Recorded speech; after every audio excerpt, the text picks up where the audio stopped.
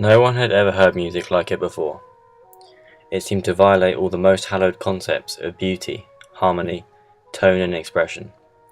Never had an audience heard anything so brutal, savage, aggressive, and apparently chaotic.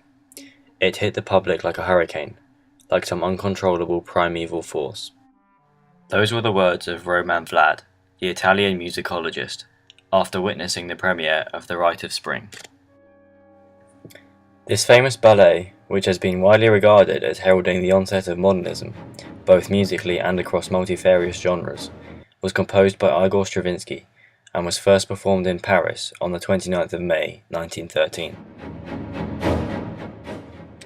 I would argue that there is a clear parallel between the literary movement of modernism and the musical one, that they are both characterized by similar changes and development, despite manifesting themselves in different mediums, and that perhaps the most explicit example of this is jazz music.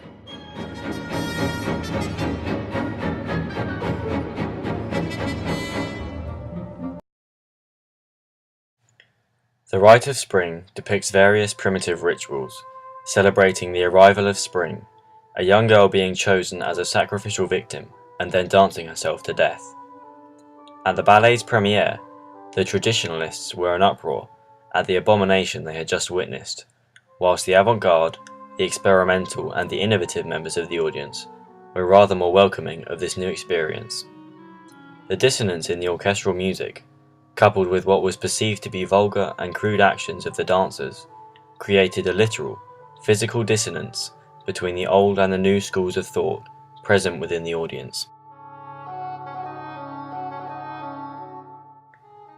But what about the Rite of Spring was so modernist and caused so much controversy? Paralleling the use of new literary techniques by writers such as Virginia Woolf and James Joyce, Stravinsky employs new compositional methods which depart from the traditions of bygone musical eras.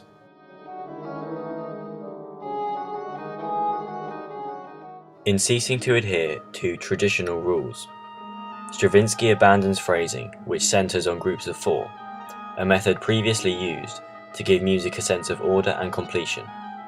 Instead, for example in the Augas of Spring, Stravinsky's rhythmic groupings are 9, 2, 6, 3, 4, 5, and 3. Resultantly, the listener can almost hear an existential plea for change, reminiscent of that of the character Michael in O'Connor's novel Exile, when he said, "I am uncomfortable and dissatisfied with myself and the world." One can't help but feel Stravinsky's music would utter these words if it could. Moreover, Michael Oliver, a broadcaster and writer concerned with classical music for the BBC, described how Stravinsky's achievement, and it was unprecedented, was to give a crucial structural importance to rhythm instead of harmony, and use the tension of dissonance to contribute towards the audible and visual breakdown of structure in the performance. The audience feels unsettled and disturbed, just as one might feel when reading modernist novels which equally employ new narrative techniques.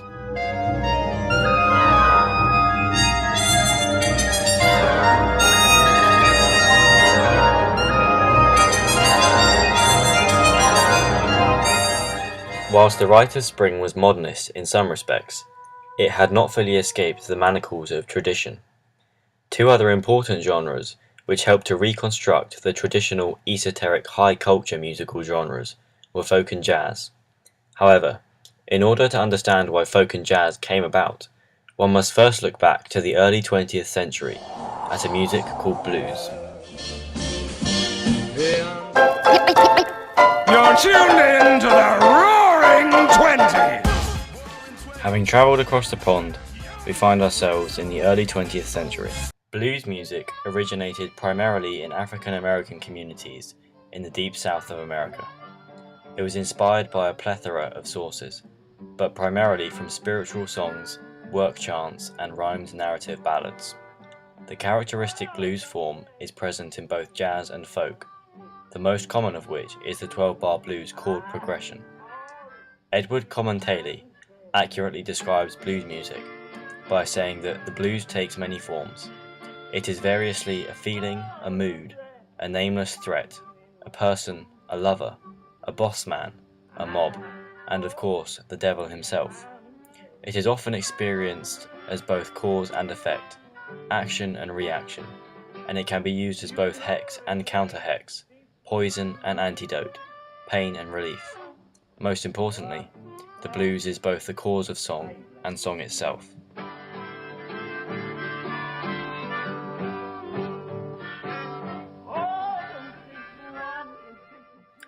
Blues music captures the energy and potential for change at that time in America, and was a genre of music which personified the now.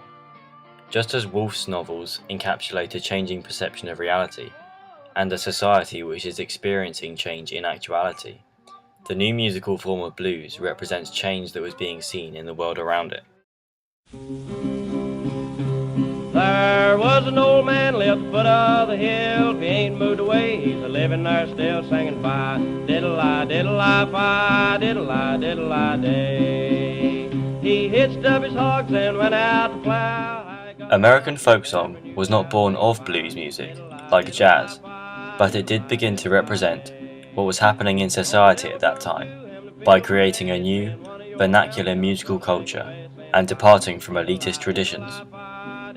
No longer was music solely reserved for the wealthier individuals of a population, to be enjoyed exclusively at formal occasions.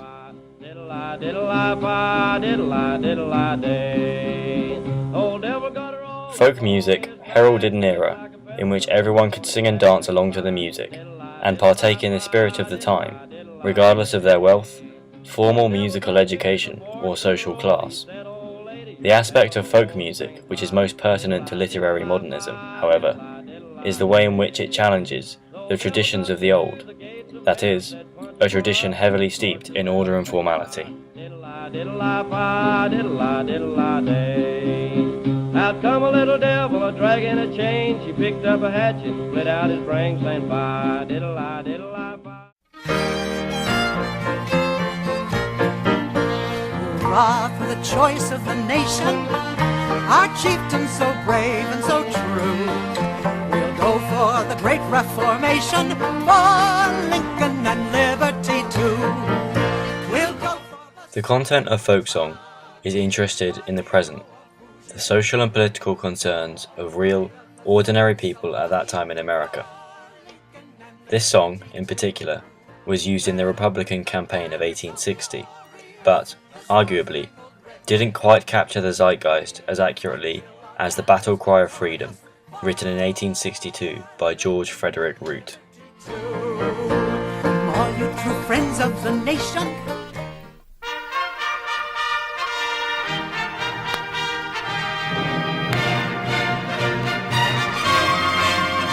Yes, we'll rally round the flag, boys, we'll rally once again, shouting the battle cry of freedom. We now turn to jazz music, which, I would argue, is perhaps the most significant genre in a study of music's relation to literary modernism. Jazz is a style of music native to America, characterized by a strong but flexible rhythmic understructure, with solo and ensemble improvisation on basic tunes and chord patterns. More recently, jazz has evolved a highly sophisticated and harmonic style, but is most distinctive in its use of syncopation and having the constituent instruments slightly out of kilter.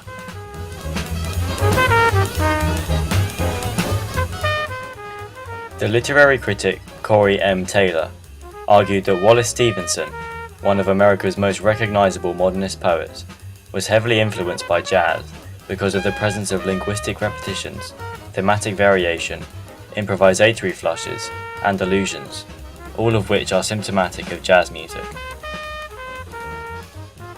One significant development, which can be attributed to jazz, is musical experimentation with time and one's perception of it. In modernist literature, the same examination of the passage of time was being undertaken. In Virginia Woolf's Orlando, a literal decade is brushed over, almost as if it were of trivial importance, whilst when we are given access to thoughts and emotions, time seems to pass much more slowly. Similarly, as Wilfred Rauser argues in his essay Jazz, Time and Narrativity, jazz, perhaps more than any other musical genre, addresses diverse levels in composition and performance alike. Jazz exposes and highlights the significance of the now for the modern individual, and the palpable sense of energy and change which goes along with it. In a fashion which undoubtedly resonated with many modernist novels, jazz has an immediacy and emotional concurrence with contemporary life.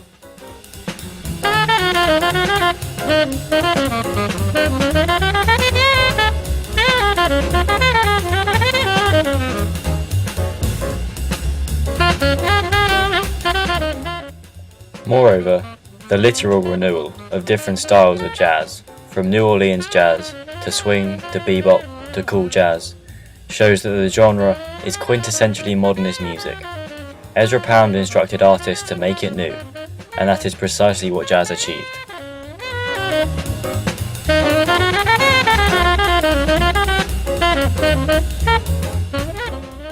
Jazz is the musical embodiment of change, renewal, energy, the present moment, and experimentation. Jazz made it new. What could be more modernist than that?